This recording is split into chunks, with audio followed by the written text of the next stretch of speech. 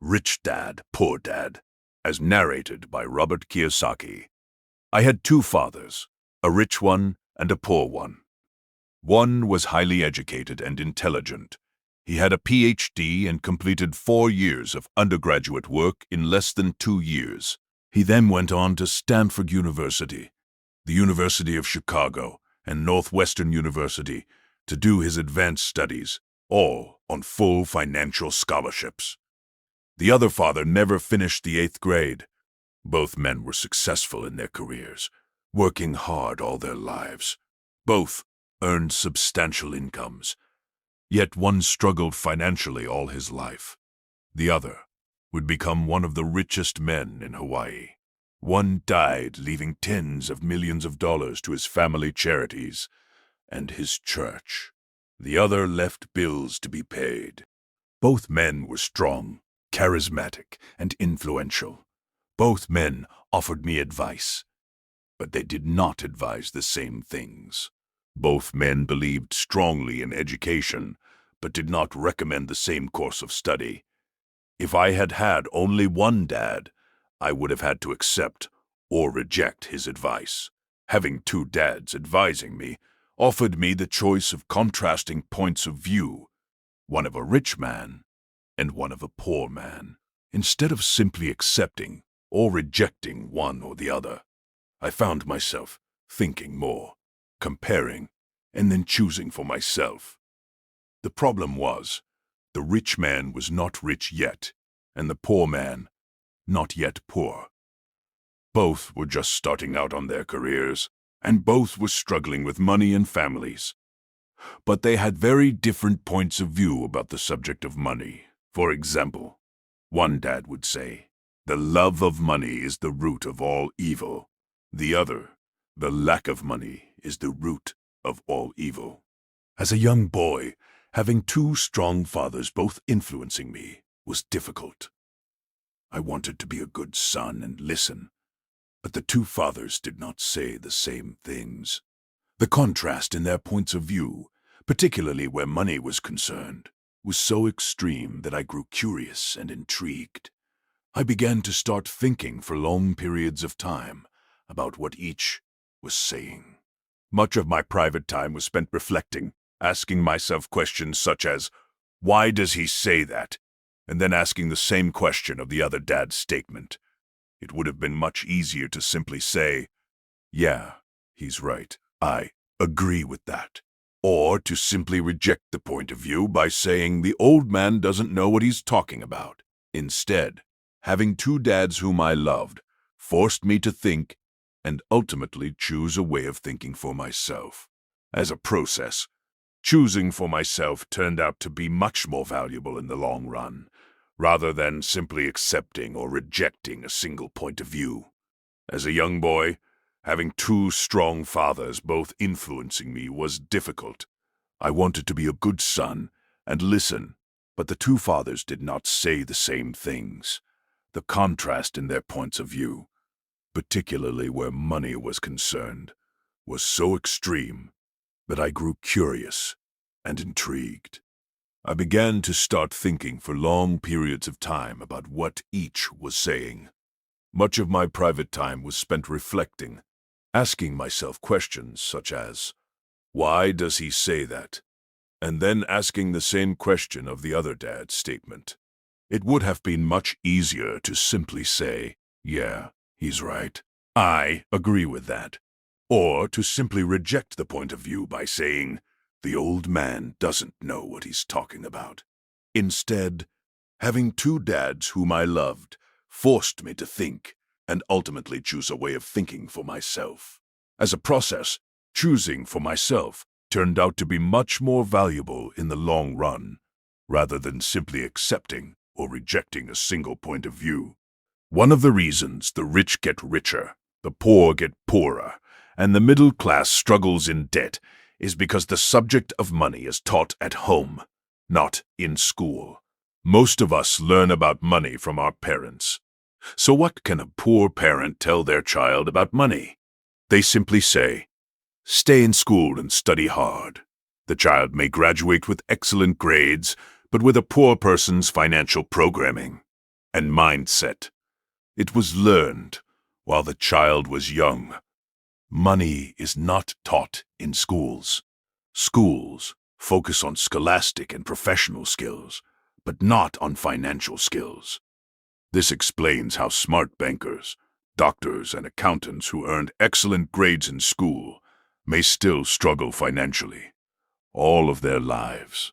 Our staggering national debt is due in large part to highly educated politicians and government officials making financial decisions with little or no training on the subject of money. I often look ahead to the new millennium and wonder what will happen when we have millions of people who will need financial and medical assistance. They will be dependent on their families or the government for financial support. What will happen when Medicare and Social Security run out of money? How will a nation survive if teaching children about money continues to be left to parents, most of whom will be, or already are, poor? Because I had two influential fathers, I learned from both of them. I had to think about each dad's advice, and in doing so, I gained valuable insight into the power and effect of one's thoughts on one's life. For example, one dad had a habit of saying, "I can't afford it." The other dad forbade those words to be used. He insisted I say, "How can I afford it?" One is a statement, and the other is a question. One lets you off the hook, and the other forces you to think. My soon-to-be rich dad would explain that by automatically saying the words, "I can't afford it," your brain stops working. By asking the question, "How can I afford it?" your brain is put to work. He did not mean buy everything you wanted. He was fanatical about exercising your mind, the most powerful computer in the world. My brain gets stronger every day because I exercise it. The stronger it gets, the more money I can make. He believed that automatically saying, "I can't afford it," was a sign of mental laziness. Although both dads worked hard, I noticed that one dad had a habit of putting his brain to sleep when it came to money matters, and the other had a habit of exercising his brain. The long-term result was that one dad grew stronger financially, and the other grew weaker. It is not much different from a person who goes to the gym to exercise on a regular basis versus someone who sits on the couch watching television. Proper physical exercise increases your chances for health, and proper mental exercise increases your chances for wealth. Laziness decreases both health and wealth. My two dads had opposing attitudes in thought. One dad thought that the rich should pay more in taxes to take care of those less fortunate. The other said, "Taxes punish those who produce and reward those who don't produce." One dad recommended, "Study hard so you can find a good company to work for." The other recommended, "Study hard so you can find a good company to buy." One dad said, "The reason I'm not rich is because I have you kids." The other said, "The reason I must be rich is because I have you kids." One encouraged talking about money and business at the dinner table. The other forbade the subject of money to be discussed over a meal. One said, "When it comes to money, play it safe. Don't take risks." The other said, "Learn to manage risk." One believed, "Our home is our largest investment and our greatest asset." The other believed, "My house is a liability, and if your house is your largest investment, you're in trouble." Both dads paid their bills on time, yet one paid his bills first, while the other paid his bills last. One dad believed in a company or the government taking care of you and your needs. He was always concerned about pay raises, retirement plans, medical benefits, sick leave, vacation days, and other perks. He was impressed with two of his uncles who joined the military and earned a retirement and entitlement package for life after 20 years of active service. He loved the idea of medical benefits and PX privileges the military provided its retirees. He also loved the tenure system available through the university. The idea of job protection for life and job benefits seemed more important at times than the job. He would often say, "I've worked hard for the government, and I'm entitled to these benefits." The other believed in total financial self-reliance. He spoke out against the entitlement mentality and how it was creating weak and financially needy people. He was emphatic about being financially competent. One dad struggled to save a few dollars, the other simply created investments. One dad taught me how to write an impressive resume so I could find a good job. The other taught me how to write strong business and financial plans so I could create jobs.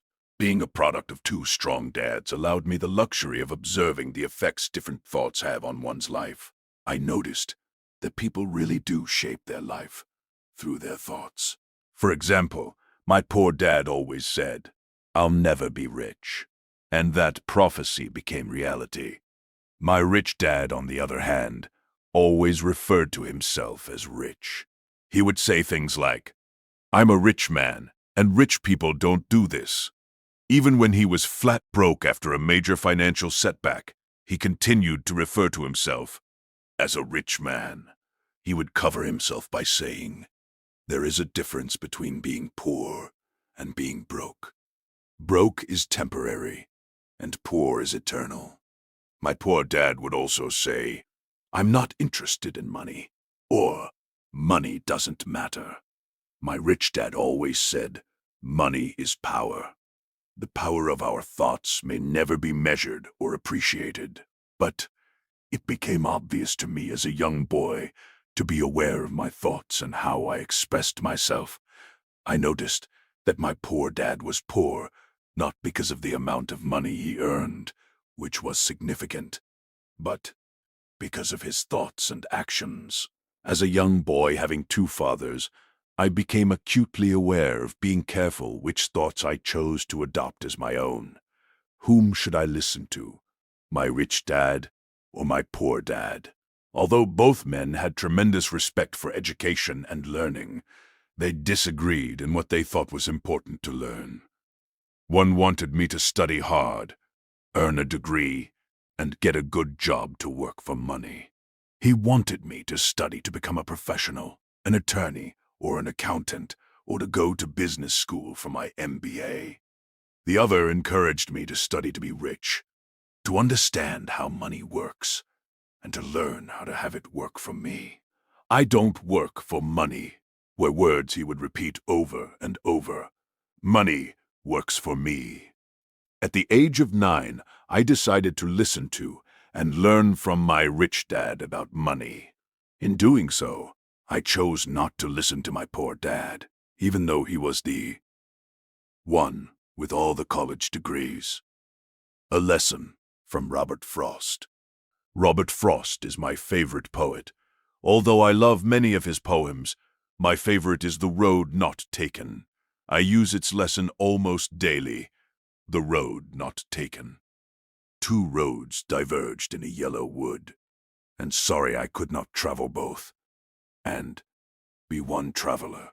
Long I stood, and looked down one as far as I could, to where it bent in the undergrowth, then took the other, as just as fair, and having perhaps the better claim, because it was grassy and wanted wear, though, as for that, the passing there had warned them really about the same, and both that morning equally lay in leaves no step had trodden black.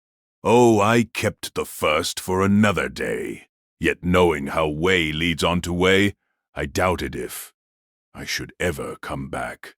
I shall be telling this with a sigh. Somewhere ages and ages hence, two roads diverged in a wood, and I took the one less traveled by. And that has made all the difference. Robert Frost, 1916. And that made all the difference.